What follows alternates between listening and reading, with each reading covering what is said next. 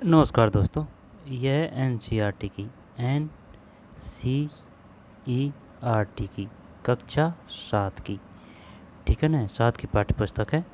Authentic book है, सरकारी book है, हर एक लाइन इम्पोर्टेंट है। तो चलिए शुरू करते हैं। इसमें अपना चौथा अध्याय है वायु।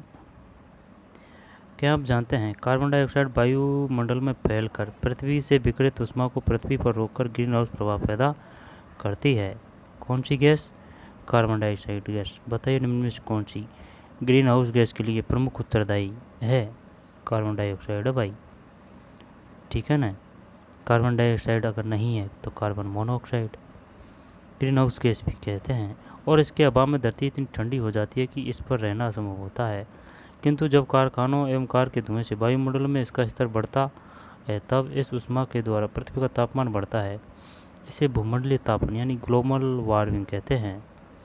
भूमंडलीय तापमान में इस वृद्धि के कारण पृथ्वी के सबसे ठंडे प्रदेश में जमी हुई बर्फ पिघलती है, जिसके परिणामस्वरूप समुद्र के जल स्तर में वृद्धि होती है, जिससे तटीय क्षेत्रों में बाढ़ आ जाती है। दीर्घ अवधि में इसके कारण जलवायु में अत्यधिक परिवर्तन हो सकता है, जिसके फलस्वरूप कुछ पौधे एवं पशु लुप्त हो सकते हैं।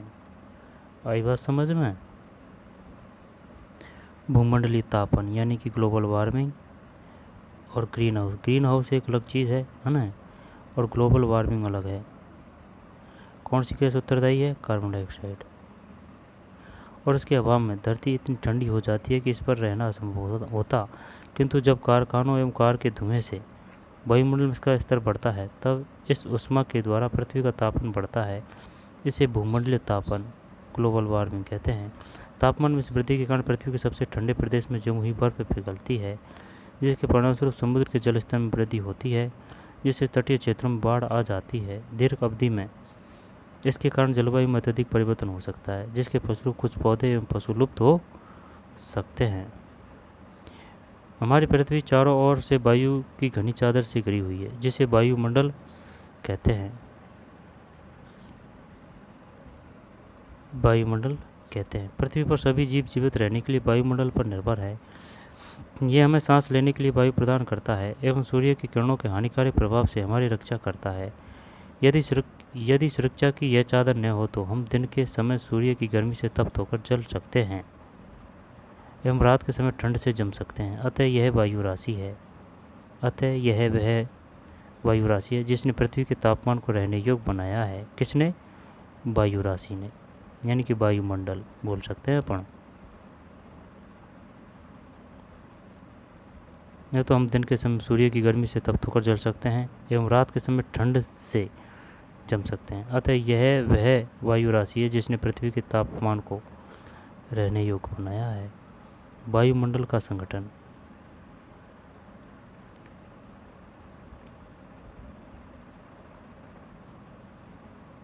क्या आप जानते हैं कि जिस वायु का उपयोग हम सांस लेने के लिए करते हैं वास्तव में वह अनेक गैसों का मिश्रण होती है, नाइट्रोजन तथा ऑक्सीजन। ऐसी दो गैस है जिनसे वायुमंडल का बड़ा भाग बना है। Carbon dioxide, helium, ozone, organ एवं हाइड्रोजन कम मात्रा में पाई जाती है। इन गैसों के अलावा धूल के छोटे छोटे कण भी हवा में मौजूद होते हैं। नाइट्रोजन तथा ऑक्सीजन ऐसी दो गैसें हैं जिनसे वायुमंडल का बड़ा भाग बना है। कार्बन डाइऑक्साइड है ना, हीलियम, ओजोन, आर्गन एवं हाइड्रोजन कम मात्रा में पाई जाती है। इन गैसों के अलावा धूल के छोटे छोटे कण भी हवा में मौजूद होते हैं। चित्र 4.1 में वृत्तारेख दिया गया है जिसमें वायु के विभिन्न संगठनों के प्रतिशत दर्शाए गए हैं। नाइट्रोजन वायु में सर्वाधिक पाई जाने वाली गैस है। जब हम सांस लेते हैं तब फेफड़ों में कुछ नाइट्रोजन भी ले जाते हैं और फिर उसे बाहर निकालते हैं, परंतु पौधों को अपने जीवन के लिए नाइट्रोजन की आवश्यकता। यह है कार्बन डाइऑक्साइड, है ना, 0.3%। ऑक्सीजन है 21%। आर्गन है 0.93। अन्य सभी 0.04। नाइट्रोजन 78। ये क्वेश्चन आ चुका है। बताइए कार्बन डाइऑक्साइड है कितने परसेंट? 0.03, 0.04, 093 और 21%। जब 0.03 है भाई कार्बन डाइऑक्साइड हैं, और ऑर्गन है 93,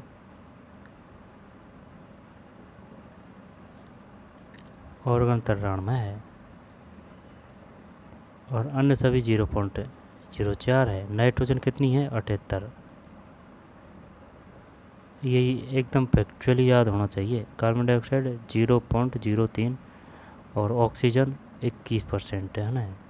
नाइट्रोजन 78, 21, 78, 0.3, 0.93 और 0.04।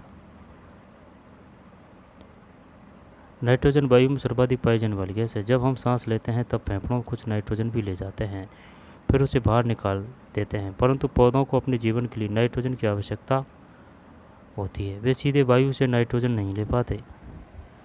मृदा तथा कुछ पौधों की जड़ों में रहने वाले जीवाणु वायु से नाइट्रोजन लेकर इसका स्वरूप बदल देते हैं।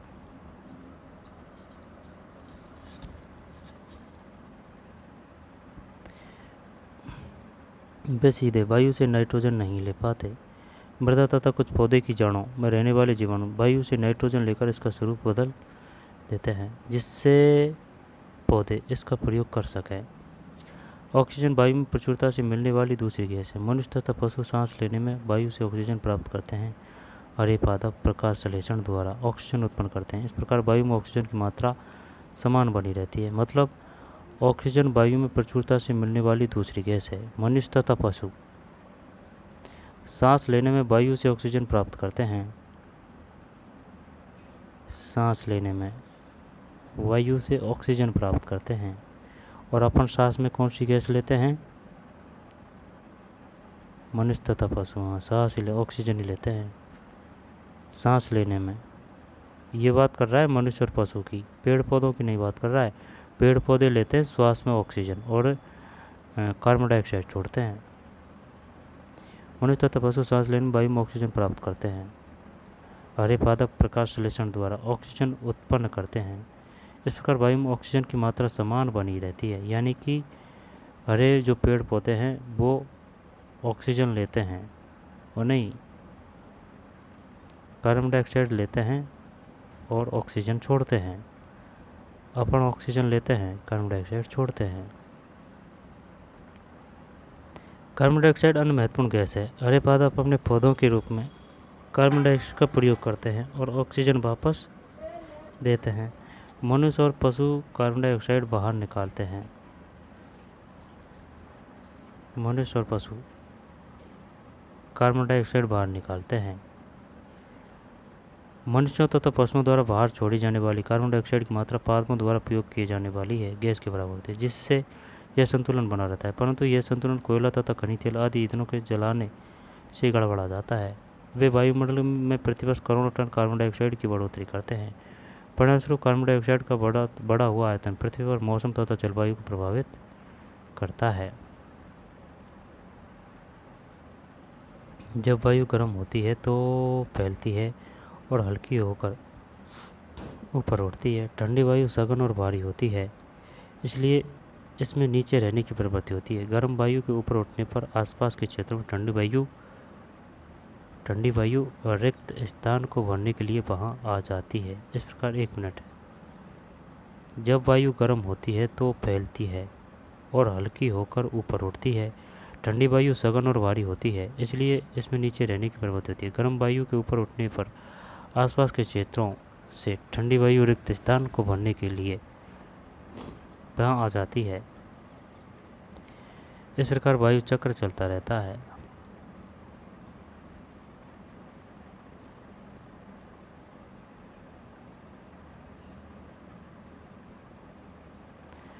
कार्बन डाइऑक्साइड अन्य महत्वपूर्ण गैस है। हरे पादप अपने भोजन के रूप में कार्बन डाइऑक्साइड का प्रयोग करते हैं और ऑक्सीजन वापस देते हैं। मनुष्य और पशु कार्बन डाइऑक्साइड बाहर निकालते हैं।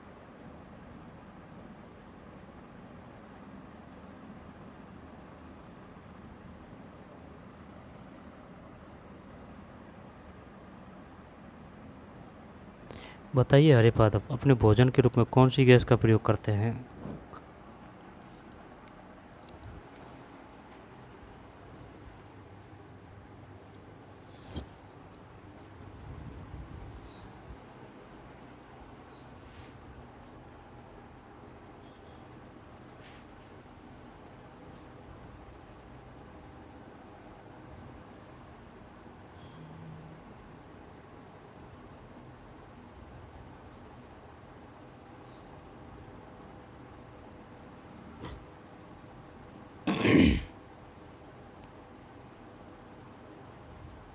क्वेश्चन बनेगा यहाँ से शानदार।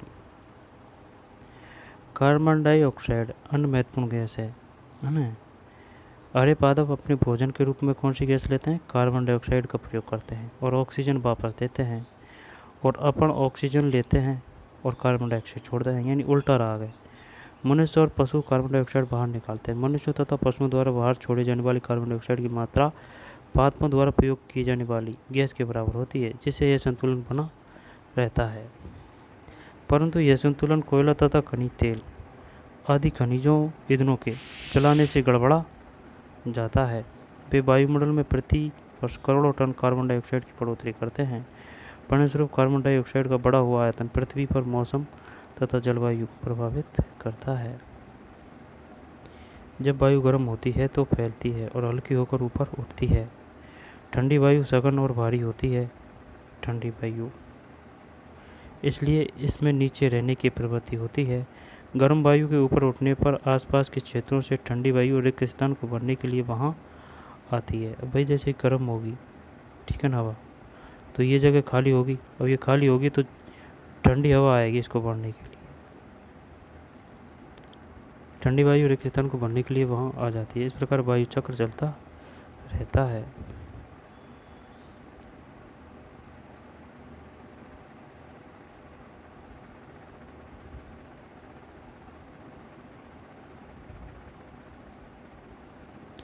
Top scientist offers way out of global warming unstoppable. Global warming projection. This winter was a warmest on record. US global sunscreen like thinked. Global warming can bring back Jurassic area. Global warming can bring back Jurassic area. Global warming.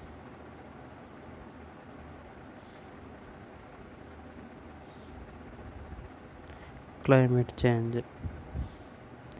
पढ़े एवं मनन करें। क्या भूमंडलीय तापमान आज के विश्व में एक गंभीर समस्या है? वायुमंडल की संरचना। हमारा वायुमंडल 5 परतों में विभाजित है, जो पृथ्वी की सतह से आरंभ होती है। यह है चौमंडल, समतापमंडल, मध्यम मंडल, बाह्य वायुमंडल एवं बहिर्मंडल। चौमंडल है ना भाई, समतापमंडल, मध्यम मंडल, बाह्य वायुमंडल एवं बहिर्मंडल। चौमंडल, समतापमंडल, मध्यम मंडल, बाह्य वायुमंडल एवं बहिर्मंडल। और ये इसमें से क्या पूछ सकता है? वो ये पूछेगा निम्नलिखित को अवरोही या आरोही क्रम में व्यवस्थित कीजिए। जब सबसे पहले क्षोभ है, फिर समताप है, फिर मध्यम है, आयन कहाँ गई, मध्यम मंडल है, क्षोभ, समताप, मध्यम, फिर बाह्य वायुमंडल एवं बहिर्मंडल। ये है भाई क्षोभ, समताप और मध्यम मंडल। जब दो इधर है दो इधर है तो ये मध्यम मंडल है ना, बाह्य वायुमंडल एवं बहिर्मंडल। क्षोभ मंडल की बात आ रही है अब यह परत वायुमंडल की सबसे महत्वपूर्ण परत है। इसकी औसत ऊंचाई 13 किलोमीटर। यहाँ से क्वेश्चन आ सकता है। बताइए कथन या फिर विशेषता दे देगा वो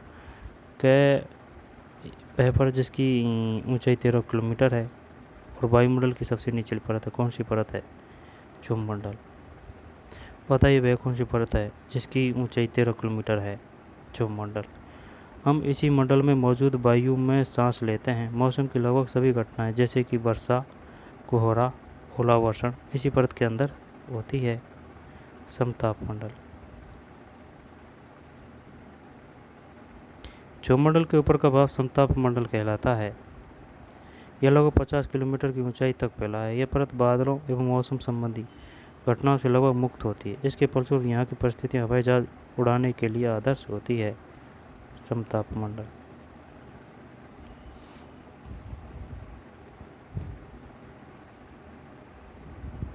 पचास किलोमीटर की ऊंचाई तक फैला है। यह परत बादलों एवं मौसम संबंधी घटनाओं से लगभग मुक्त, तो इसके फलस्वरूप यहाँ की परिस्थितियाँ हवाई जहाज उड़ाने के लिए आदर्श होती है। समताप मंडल की एक महत्वपूर्ण विशेषता यह है कि इसमें ओजोन गैस की परत होती है। यह परत सूर्य से आने वाली हानिकारक गैसों से हमारी रक्षा करती है।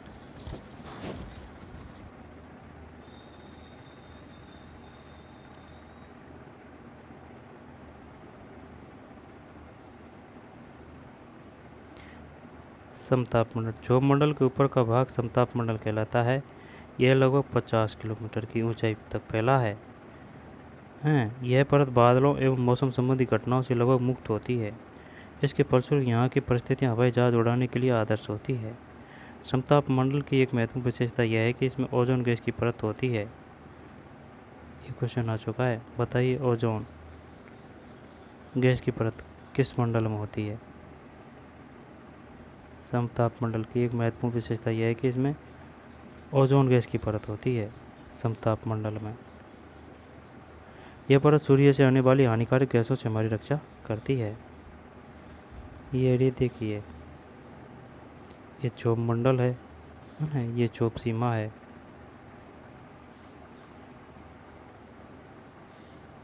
फिर समताप मंडल पढ़ रहे हैं ना अपन, ये समताप मंडल है, समताप सीमा। क्षोभ मंडल यहाँ तक है भाई। अब यहाँ से फिर समताप मंडल है, लगभग 45 किलोमीटर। लेकिन भैया ये जो समताप मंडल है ना, इसमें ही ओजोन गैस पाई जाती है।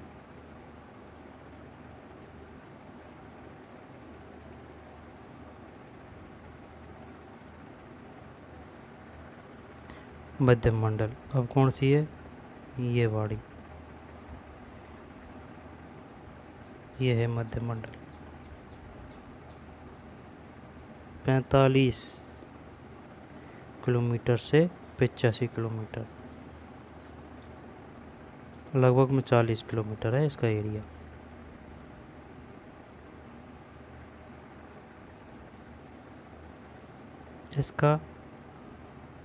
इसका 35 किलोमीटर के लगभग है, इसका 10 के 15 है। मध्यमंडल, यह वायुमंडल की तीसरी परत है। यह समताप मंडल के ठीक ऊपर होती है।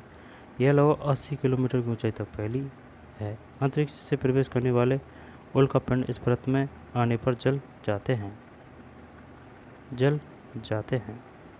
80। मध्यम मंडल, यह वायुमंडल की तीसरी परत है। यह समताप मंडल के ठीक ऊपर होती है। यह लगभग 80 किलोमीटर की ऊंचाई तक फैली है।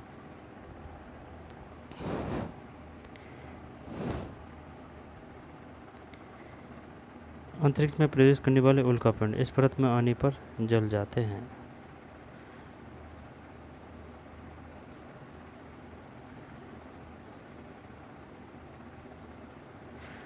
बाह्य वायुमंडल, बाह्य वायुमंडल में बढ़ती ऊंचाई के साथ तापमान अत्यधिक तीव्रता से बढ़ता है। आयनमंडल इस परत का एक भाग है। यह 80 से 400 किलोमीटर तक फैला है। 80 से 400। रेडियो संचार कौन सी है? वायुमंडल, बाह्य वायुमंडल ये है भाई।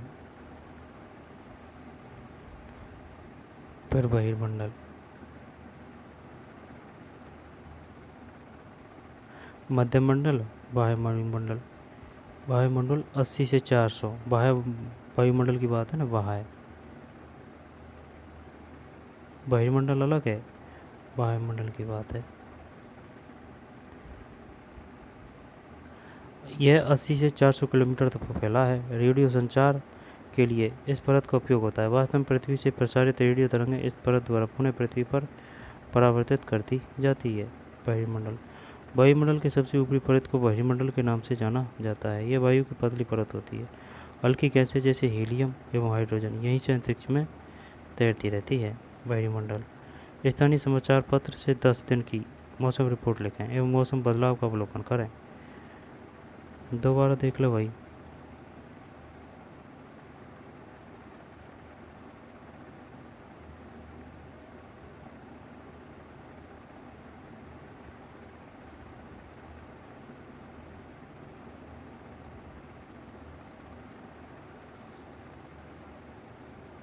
क्षोभमंडल, समतापमंडल, मध्यम मंडल। फिर बाह्य वायुमंडल एवं बहिर्मंडल। जब क्षोभमंडल 13 किलोमीटर, समतापमंडल 50 किलोमीटर की ऊंचाई तक। इसमें ओजोन होती है, ओजोन गैस की परत होती है ना। 50, वो 13 है, ये 50 है। और ओजोन गैस मध्यम मंडल 80 किलोमीटर की ऊंचाई तक, ये कम है, 80 किलोमीटर तक है ना। वायुमंडल फिर ये 80 से 400 है भाई, एकदम बहुत एरिया है। इसमें क्या है, रेडियो संचार के लिए इस परत का उपयोग होता है। वास्तव में पृथ्वी से प्रसारित रेडियो तरंगें इस परत द्वारा पुनः पृथ्वी पर परावर्तित कर दी जाती है। बहिर्मंडल, वायुमंडल के सबसे ऊपरी परत को बहिर्मंडल के नाम से जाना जाता है। ये वायु की पतली परत होती है। हल्की गैसें जैसे हीलियम एवं हाइड्रोजन यहीं से अंतरिक्ष में तैरती रहती है। मौसम एवं जलवायु। क्या आज वर्षा होगी? क्या आज दिन साफ होगा और धूप निकलेगी? कितने ही बार हमने क्रिकेट प्रेमियों के मुँह से एक दिवसीय मैच के भविष्य पर अनुमान लगाते सुना होगा। यदि हम कल्पना करें कि हमारा शरीर एक रेडियो है और मस्तिष्क के स्पीकर, तो मौसम वह है जो इसके नियंत्रण बटनों से छेड़छाड़ करता रहता है। मौसम वायुमंडल की प्रत्येक घंटे तथा दिन प्रतिदिन की स्थिति होती है। आर्द्र एवं गर्म मौसम किसी को भी चिड़चिड़ा बना सकता है।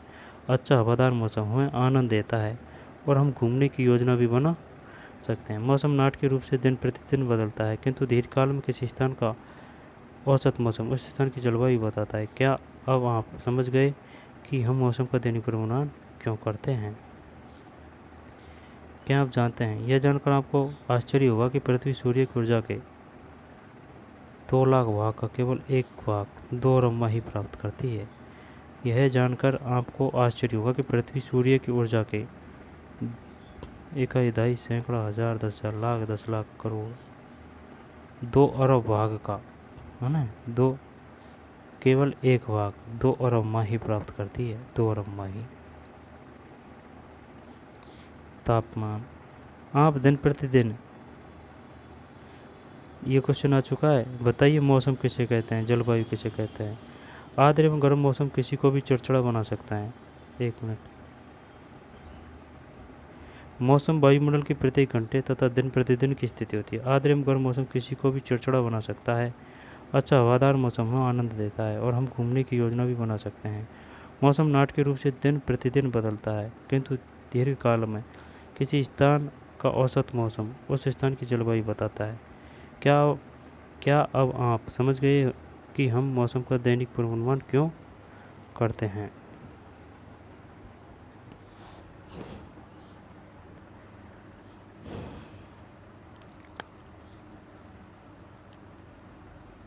किंतु दीर्घकाल में किसी स्थान का औसत मौसम उस स्थान की जलवायु बताता है। क्या अब आप समझ गए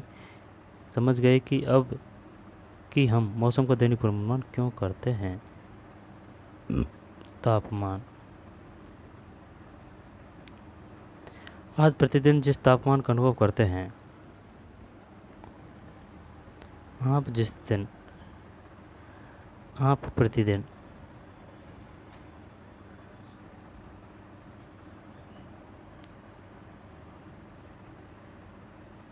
प्रतिदिन जिस तापमान का अनुभव करते हैं वह वायुमंडल का तापमान होता है। वायु में मौजूद ताप एवं शीतलता के परिणाम को तापमान कहते हैं। वायुमंडल का तापमान केवल दिन और रात में ही नहीं बदलता, बल्कि ऋतुओं के अनुसार भी बदलता है। शीत ऋतु की अपेक्षा ग्रीष्म ऋतु ज़्यादा गर्म होती है।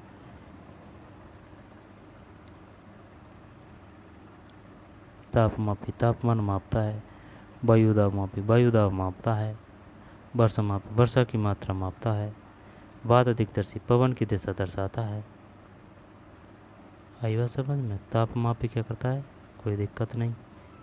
वायुदावी और वर्षा मापी वात दिक्दर्शन।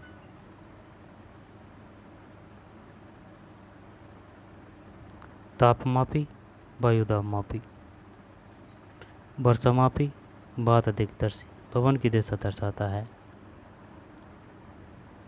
चलिए यहाँ से ले लेते हैं ना तापमान। आप प्रतिदिन जिस तापमान का अनुभव करते हैं वह वायुमंडल का तापमान होता है। वायु में मौजूद ताप एवं शीतलता के परिणाम को तापमान कहते हैं। वायु में मौजूद ताप एवं शीतलता के परिणाम को तापमान कहते हैं। वायुमंडल का तापमान केवल दिन और रात में ही नहीं बदलता, बल्कि ऋतुओं के अनुसार भी बदलता है। शीत ऋतु की अपेक्षा ग्रीष्म ऋतु ज़्यादा गर्म होती है।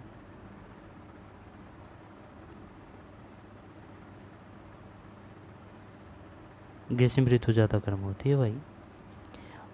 आतपन एक महत्वपूर्ण कारक है जो तापमान के वितरण को प्रभावित करता है। सूर्य से आने वाली वह ऊर्जा जिसे पृथ्वी रोक लेती है आतपन कहलाती है। इसका पता नहीं है भाई, आतपन कैसे कहते हैं।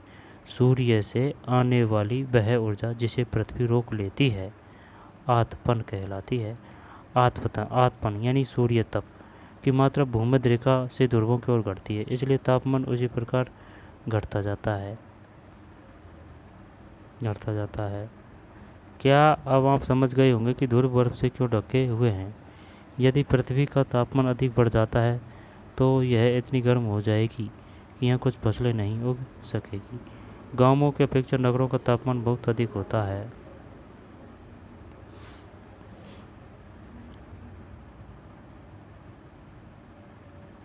दिन के समय में एस्फाल्ट से बनी सड़कें एवं धातु कंक्रीट से बने भवन गर्म हो जाते हैं। रात के समय में यह ऊष्मा मुक्त हो जाती है। नगर के भीड़ वाले ऊंचे भवन गर्म वायु को रोक लेते हैं, जिससे नगरों का तापमान बढ़ जाता है। ऊंचे भवन तापमान को मापने की मानक इकाई डिग्री सेल्सियस है। इसका आविष्कार एंडर्स सेल्सियस ने किया था। सेल्सियस पैमाने पर 0 डिग्री सेल्सियस पर जमता है एवं 100 डिग्री सेल्सियस पर उबलता है। सेल्सियस 0 डिग्री सेल्सियस पर जमता है।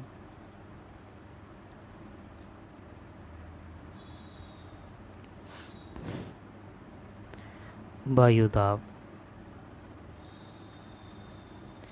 यह जानकर आपको आश्चर्य होगा कि वायु हमारे शरीर पर उच्च दाब के साथ बल लगाती है, किंतु हम इसका अनुभव नहीं करते। यह इसलिए होता है क्योंकि वायु का दाब हमारे ऊपर सभी दिशाओं से लगता है और हमारा शरीर विपरीत बल लगाता है। पृथ्वी की सतह पर वायु के भार द्वारा लगाया गया दाब वायुदाब कहलाता है। वायुदाब। यह जानकर आपको आश्चर्य होगा कि वायु हमारे शरीर पर उच्च दाब के साथ बल लगाती है, किंतु हम इसका अनुभव नहीं करते हैं।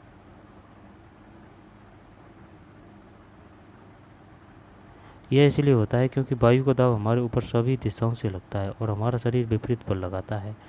पृथ्वी की सतह पर वायु के भार द्वारा लगाया गया दाब वायुदाब कहलाता है। अब समझ में वायुदाब कैसे कहते हैं। पृथ्वी की सतह पर वायु के भार द्वारा लगाया गया दाब। वायुमंडल में ऊपर की ओर जाने पर दाब तेजी से गिरने लगता है। समुद्र स्तर पर वायु दाब सर्वाधिक होता है और ऊंचाई पर जाने पर यह घटता जाता है। समुद्र स्तर पर बताइए वायु दाब सर्वाधिक कहाँ होता है। समुद्र स्तर पर, और ऊंचाई पर जाने पर यह घटता जाता है। वायु दाब का क्षेत्रीय वितरण किसी स्थान पर उपस्थित वायु के ताप द्वारा प्रभावित होता है। अधिक तापमान वाले क्षेत्रों में वायु गर्म होकर ऊपर उड़ती है।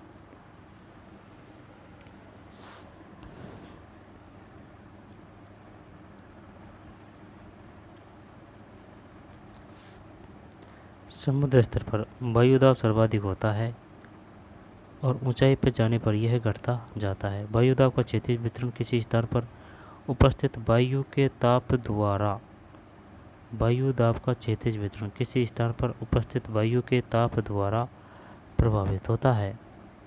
क्षैतिज वितरण अधिक तापमान वाले क्षेत्रों में वायु गर्म होकर ऊपर उठती है। यह निम्न दाब क्षेत्र बनाता है।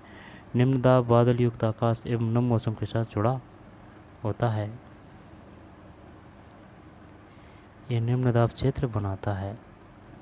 निम्न दाब बादल युक्त आकाश एवं नम मौसम के साथ जुड़ा होता है। कम तापमान वाले क्षेत्रों की वायु ठंडी होती है, इसके फलस्वरूप यह भारी होती है।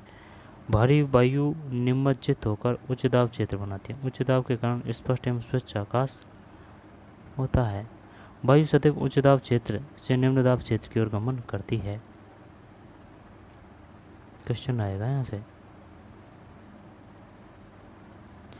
यह जानकर आपको आश्चर्य होगा कि वायु हमारे शरीर पर उच्च दाब के साथ बल लगाती है, किंतु हम इसका अनुभव नहीं करते। यह इसलिए होता है क्योंकि वायु का दाब हमारे ऊपर सभी दिशाओं से लगता है और हमारा शरीर विपरीत बल लगाता है। पृथ्वी की सतह पर वायु के भार द्वारा लगाया गया दाब वायु दाब कहलाता है। पृथ्वी की सतह पर वायु के भार द्वारा लगाया गया दाब।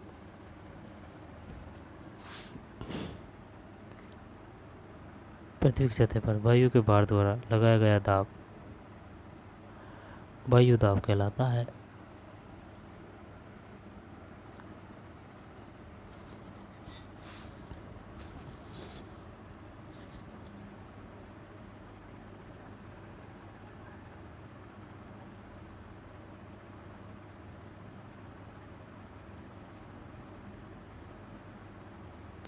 वायु दाब कहलाता है। वायुमंडल में ऊपर की ओर जाने पर दाब तेजी से गिरने लगता है। किस ओर जाने पर? ऊपर की ओर। समुद्र स्तर पर वायु दाब सर्वाधिक होता है और ऊंचाई पर जाने पर यह घटता जाता है। वायु दाब का क्षैतिज वितरण किसी स्थान पर उपस्थित वायु के ताप द्वारा प्रभावित होता है। किसके द्वारा? ताप द्वारा। अधिक तापमान वाले क्षेत्रों में वायु गर्म होकर ऊपर उड़ती है। यह निम्न दाब क्षेत्र बनाता है। निम्न दाब बादल युक्त आकाश एवं नम मौसम के साथ जुड़ा होता है। निम्न दाब क्षेत्र बनाता है। कम तापमान वाले क्षेत्रों की वायु ठंडी होती है। इसके फलस्वरूप यह भारी होती है। भारी वायु निमज्जित होकर उच्च दाब क्षेत्र बनाती है। उच्च दाब के कारण स्पष्ट एवं स्वच्छ आकाश होता है। उच्च दाब के कारण स्पष्ट एवं स्वच्छ आकाश होता है। वायु सदैव उच्च दाब क्षेत्र से निम्न दाब क्षेत्र की ओर गमन। ये क्वेश्चन पूछ चुका है वो। बताइए वायु का प्रसार होता है उच्च दाब क्षेत्र से निम्न दाब क्षेत्र की ओर। क्या आप जानते हैं चांद पर वायु नहीं है, अतः वहाँ वायु दाब भी नहीं है। अंतरिक्ष यात्री जब चांद पर जाते हैं तो वे विशेष रूप से सुरक्षित हवा से भरी हुई अंतरिक्ष पोशाक पहनते हैं। यदि वे इस अंतरिक्ष पोशाक को न पहने तो अंतरिक्ष यात्रियों के शरीर द्वारा विपरीत बल लगने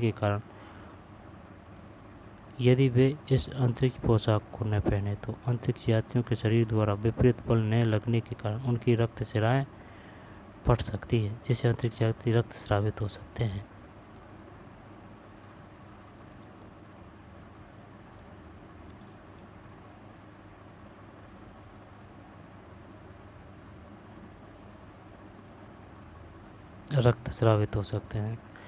क्या आप जानते हैं पवन का नाम उसके आने की दिशा के आधार पर निर्धारित होता है। उदाहरण के लिए पश्चिम से आने वाली पवन को पश्चिमी यानी पछुआ पवन कहते हैं। आने वाली पवन को पश्चिमी यानी कि पछुआ पवन कहते हैं।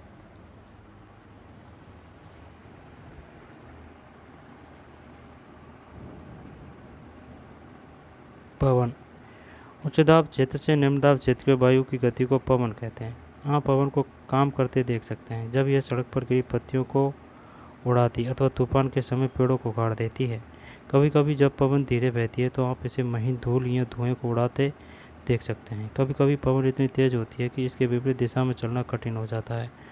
आपने अवश्य अनुभव किया होगा कि तेज पवन में छाता लेकर चलना आसान नहीं है। 3 अन्य उदाहरण सोचिए जब तेज पवन के कारण आपके लिए समस्या उत्पन्न हुई हो। पवन को मुख्यतः 3 प्रकारों में विभाजित किया जा सकता है। स्थायी पवन, यहाँ से क्वेश्चन आता है भाई 101%, कुछ रहा थोड़ी है।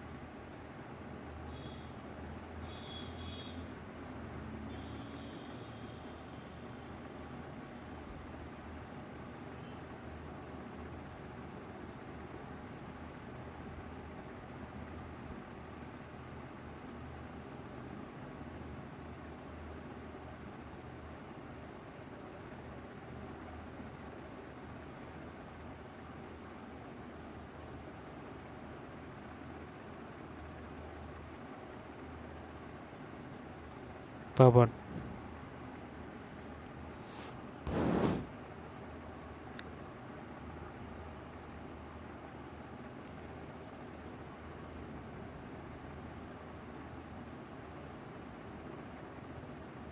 आर्द्रता,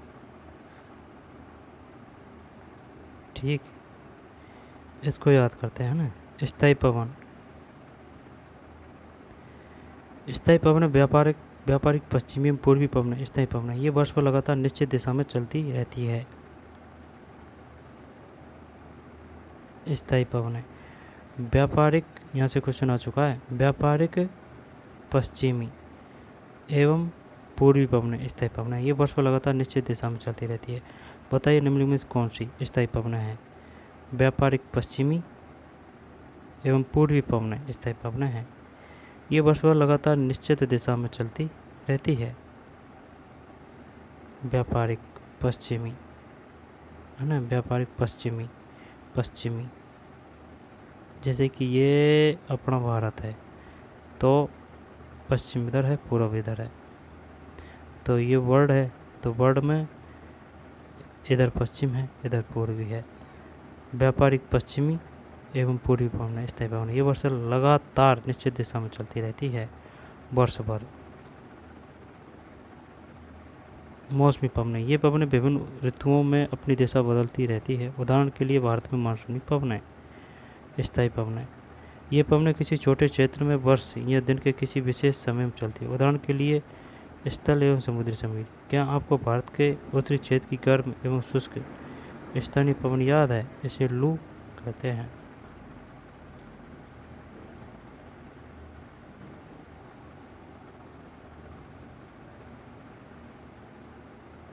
भूमध्य रेखीय निम्न दाब डोलड्रम।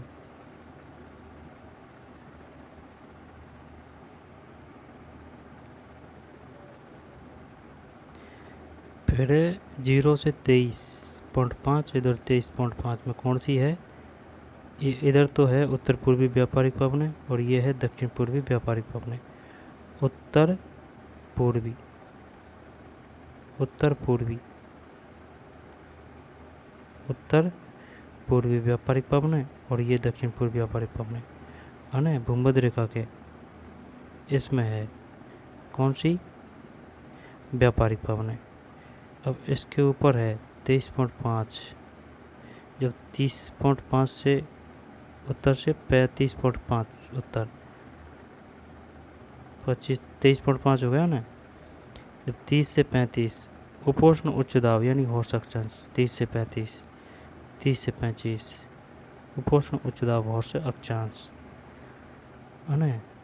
हौर्स अक्षांश कहाँ से कहाँ चलती है? किन अक्षांशों के मध्य चलती है? 30 से 35, 30 से 35। और उत्तर पूर्वी व्यापारिक पवनें 0 से 23.5, दक्षिण 23 से 23.5।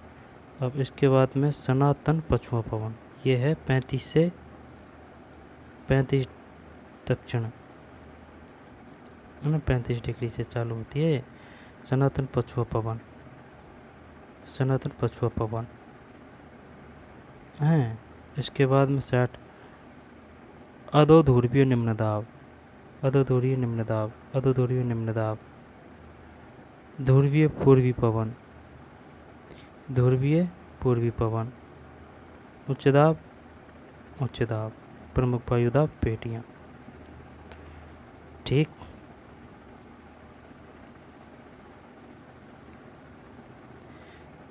ध्रुवीय पूर्वी पवन, उच्च दाब,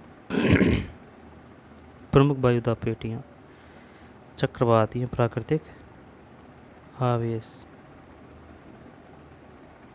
भारत के पूर्वी समुद्र तट पर स्थित ओडिशा में बंगाल की खाड़ी से उठने वाले चक्रवातों का खतरा बना रहता है।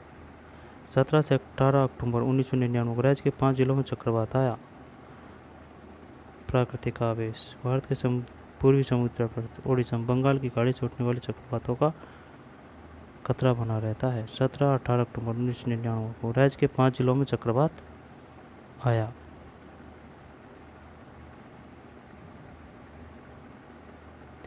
29 अक्टूबर 1999 को एक अन्य महाचक्रवात आया जिसने राज्य के एक बड़े भाग में तबाही मचाई। 2 बार से, है ना भाई, चक्रवात के बारे में बता रहा है। भारत के पूर्वी समुद्री तट पर स्थित ओडिशा में बंगाल की खाड़ी से उठने वाले चक्रवातों का खतरा बना रहता है। 17-18 अक्टूबर 1999 को राज्य के 5 जिलों में चक्रवात आया। 29 अक्टूबर 1999 को एक अन्य महाचक्रवात आया जिसने राज्य के एक बड़े भाग में तबाही मचाई। मुख्यतः पवन का वेग, वर्षा तथा ज्वारीय प्रोत्कर्षण हानि हुई। 260 किलोमीटर प्रति घंटे तक के वेग वाली पवन 36 घंटे से भी ज़्यादा समय तक चलती रही। तीव्र वेग वाली इस पवन ने पेड़ों को उखाड़ दिया, कच्चे घरों को नष्ट कर दिया, अनेक औद्योगिक भवनों तथा अन्य घरों की छतें भी उड़ गई। विद्युत आपूर्ति एवं टेलीफोन लाइनें पूरी तरह से कट गई। चक्रवात के फलस्वरूप लगातार 3 दिनों तक भारी वर्षा होती रही। इस वर्षा के कारण ओडिशा की प्रमुख नदियों में बाढ़ आ गई। ओडिशा की प्रमुख नदियों में बाढ़ आ गई। चक्रवाती पवनों के कारण उठी ज्वारीय तरंग स्थल पर 20 किलोमीटर तक आ गई।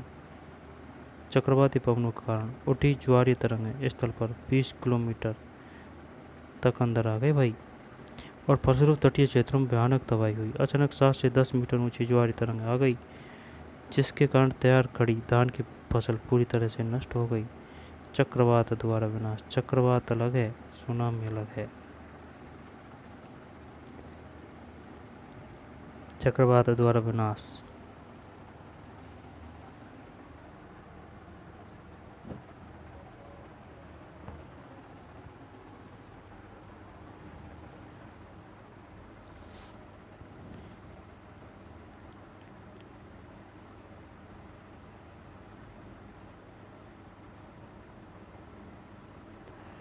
पच्चीस अक्टूबर 1999 को पोर्ट वेलर के निकट थाईलैंड की खाड़ी में अवदाब के कारण यह चक्रवात उत्पन्न हुआ और यह धीरे धीरे उत्तर पश्चिम दिशा में बढ़ा।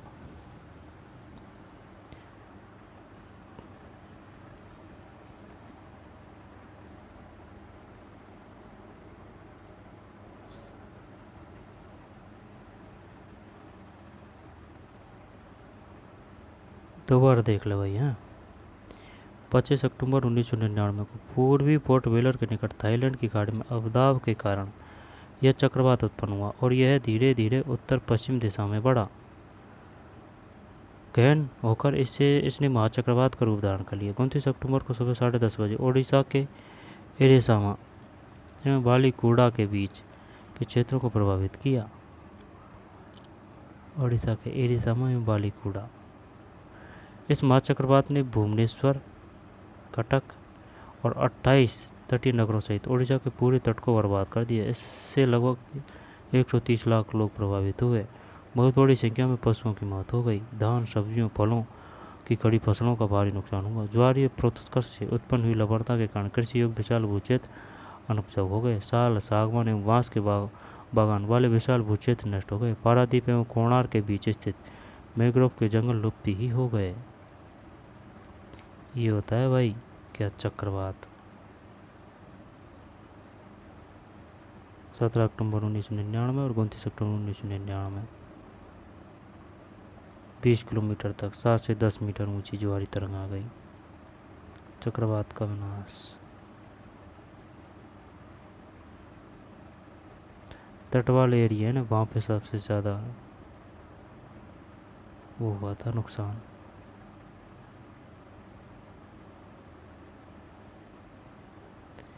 आर्द्रता। जब जल पृथ्वी एवं विभिन्न जलाशयों में वाष्पित होता है, जलाशयों में से एक अक्षर का बहुत फर्क पड़ जाता है। जब जल पृथ्वी एवं विभिन्न जलाशयों से वाष्पित होता है तो यह जलवाष्प बन जाता है। वायु में किसी भी समय जलवाष्प की मात्रा को आर्द्रता कहते हैं। जब वायु में जलवाष्प की मात्रा अत्यधिक होती है तो उसे हम आर्द्र दिन कहते हैं। जैसे जैसे वायु गर्म होती जाती है, इसकी जलवाष्प धारण करने की क्षमता बढ़ती जाती है। गर्म होती जाती है, उसकी जलवाष्प धारण करने की क्षमता बढ़ती जाती है और इस प्रकार यह और अधिक आर्द्र हो जाती है। आर्द्र दिन में कपड़े सूखने में काफ़ी समय लगता है। हमारे शरीर से पसीना आसानी से नहीं सूखता और हम असहज महसूस करते हैं। आर्द्रता की बात है। जब जलवाष्प ऊपर उड़ता है तो यह ठंडा होना शुरू हो जाता है। जलवाष्प संघनित होकर ठंडा होकर जल की बूंदें बनाते हैं। बादल इन्हीं जल बूंदों का ही एक समूह होता है। जब जल की ये बूंदें इतनी भारी हो जाती है कि वायु में तैर न सकें, तब वे वर्षण के रूप में नीचे आ जाती है। आकाश में उड़ते हुए जेट हवाई जहाज अपने पीछे सफ़ेद पद चिन्ह छोड़ते हैं। इनके इंजनों से निकली नमी संघनित हो जाती है। वायु के गतिमान न रहने की स्थिति में यह संघनित नमी कुछ देर तक पद के रूप में दिखाई देती है।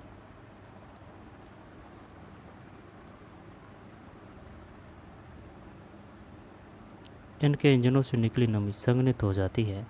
वायु के गतिमान न रहने की स्थिति में यह संघनित नमी कुछ देर तक पद के रूप में दिखाई देती है। पृथ्वी पर जल के रूप में गिरने वाला वर्षण वर्षा कहलाता है। ज़्यादातर मौसम जल वर्षा जल से ही प्राप्त होता है। पौधे जल संरक्षण में मदद करते हैं। जब पहाड़ी पार्श्वों से पेड़ काटे जाते हैं, वर्षा जल अनावृत पहाड़ों से नीचे बहता है एवं निचले इलाकों में बाढ़ का कारण बनता है। क्रियाविधि आधार पर वर्षा के 3 प्रकार होते हैं: संवहनी वर्षा, पर्वतीय वर्षा एवं चक्रवाती वर्षा।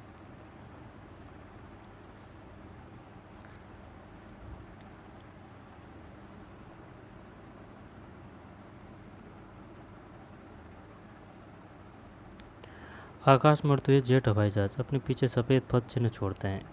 इनके इंजनों से निकली नमी संघनित हो जाती है। वायु के गतिमान न रहने की स्थिति में यह संघनित नमी कुछ देर तक पथ के रूप में दिखाई देती है। पृथ्वी पर जल के रूप में गिरने वाला वर्षण वर्षा कहलाता है। वर्षा किसे कहते हैं, यह आ सकता है क्वेश्चन। पृथ्वी पर जल के रूप में गिरने वाला, ज़्यादातर भौमजल वर्षा जल से ही प्राप्त होता है। पौधे जल संरक्षण में मदद करते हैं। जब पहाड़ी पार्श्वों में पेड़ काटे जाते हैं, वर्षा जल अनावृत पहाड़ों के नीचे बहता है एवं निचले इलाकों में बाढ़ का कारण बनता है। क्रियाविधि आधार पर वर्षा के 3 प्रकार होते हैं: संवहनी वर्षा, पर्वतीय वर्षा, चक्रवाती वर्षा। संवहनी वर्षा, पर्वतीय वर्षा, चक्रवाती वर्षा।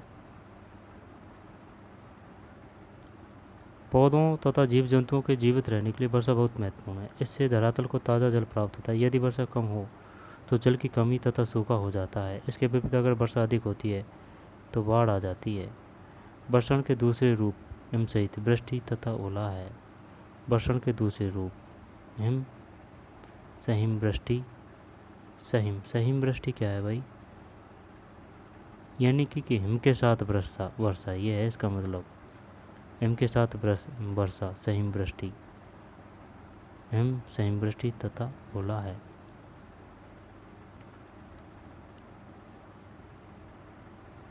गर्म वायु,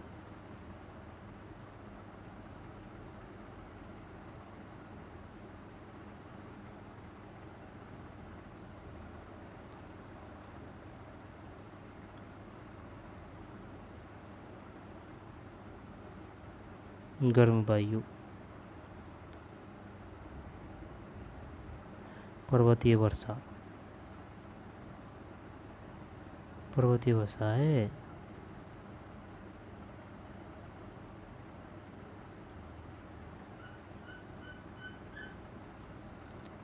चक्रवाती वर्षा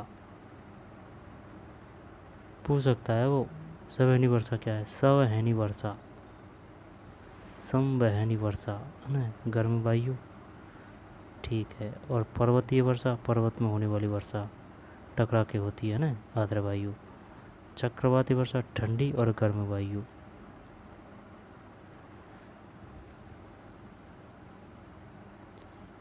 वर्षा के 3 प्रकार है: संवहनी वर्षा, पर्वतीय वर्षा, चक्रवाती वर्षा। संवहनी वर्षा क्या है, पर्वतीय वर्षा क्या है, चक्रवाती वर्षा क्या है? विशेषता दे देगा और पूछेगा बताइए कौन सी वर्षा है। संवहनी वर्षा है, पर्वतीय वर्षा है, चक्रवाती वर्षा है। संवहनी, पर्वतीय, चक्रवाती। वर्षण के दूसरे रूप हिम सहिम वृष्टि तथा ओला है। वायुमंडल क्या है?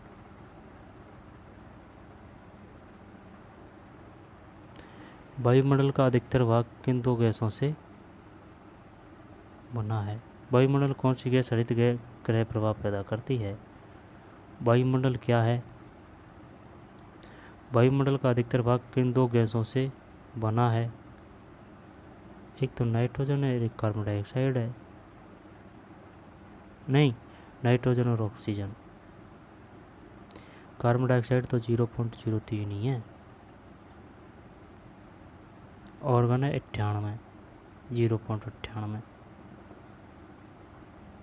वायुमंडल कौन सी गैस हरित गृह प्रभाव पैदा करती है? Carbon dioxide. मौसम किसे कहते हैं? वर्षा के 3 प्रकार लिखिए: संवहनी वर्षा, पर्वतीय वर्षा, संवहनीय, पर्वतीय और चक्रवाती वर्षा। वायुदाब क्या है? निम्नलिखित में से कौन सी गैस हमें सूर्य की हानिकारक किरणों से बचाती है? ये ओजोन है ना। वायुमंडल की सबसे महत्वपूर्ण परत है क्षोभ मंडल है।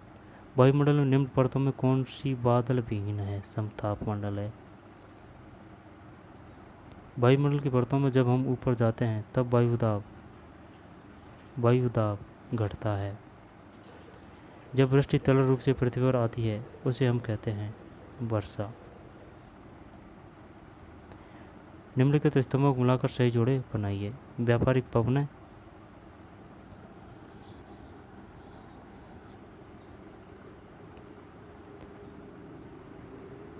व्यापारिक पवनें, सूर्य से आने वाली ऊर्जा, व्यापारिक पवनें, स्थायी पवन है, ये क्वेश्चन आ चुका है। व्यापारिक पवनें, लू वाला भी आ चुका है। लू, पवन की क्षैतिज गति, ओजोन गैस की परत। लू, लू स्थानीय है, नहीं लू स्थानीय। मानसून, मानसून, मौसमी पवन, पवन, पवन, पवन, पवन, पवन की क्षैतिज गति, ये है भाई। व्यापारिक पवन क्या है? स्थायी पवन है। लू क्या है? स्थानीय पवन। मानसून क्या है? मौसमी पवन। पवन क्या है? पवन की क्षैतिज गति। आर्द्र दिन में गीले कपड़े सूखने में अधिक समय लेते हैं। भूमध्य रेखा से ध्रुवों की ओर जाने पर आर्द्रपन की मात्रा घटती जाती है। ठीक।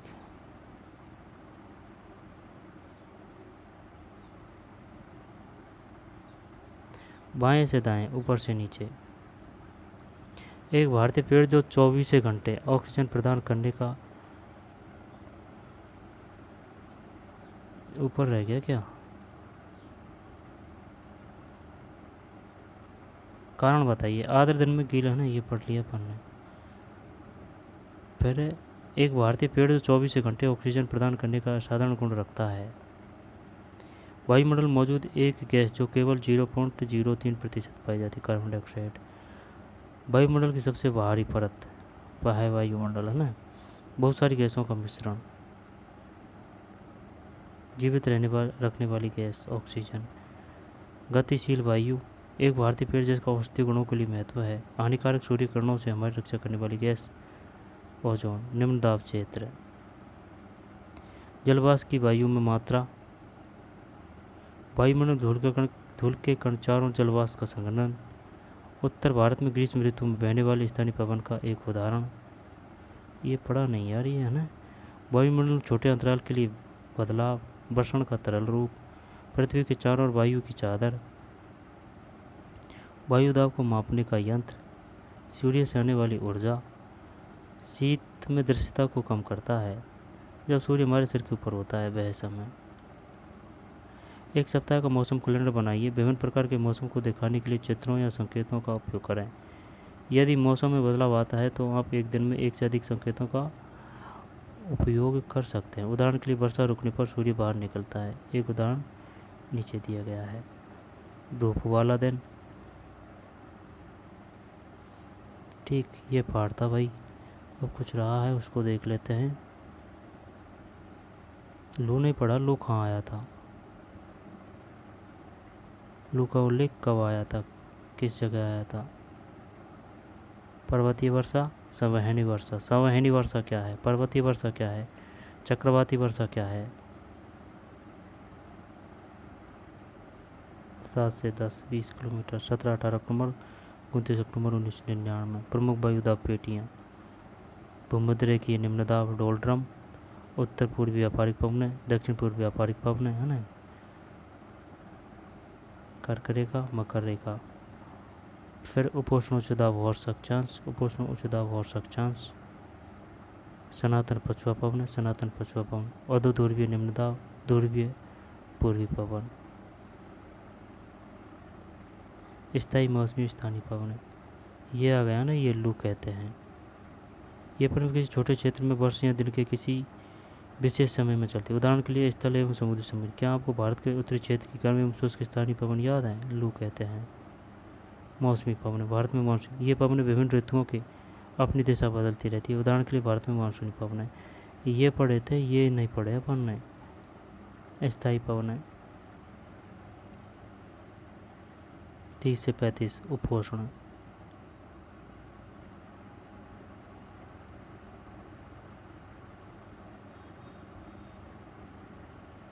पवन का नाम उसके आने की दिशा के आधार पर है ना। वायुदाब। आविष्कार एंडर्स सेल्सियस ने किया था।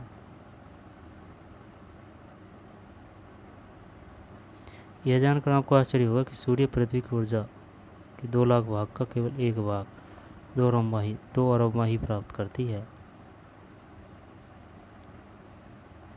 बाह्य वायुमंडल।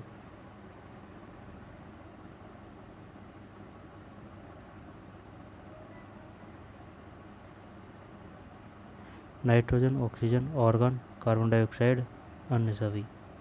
ऑर्गन है 0.93, कार्बन डाइऑक्साइड है 0.03। तो चलिए मिलते हैं नए वीडियो में। धन्यवाद।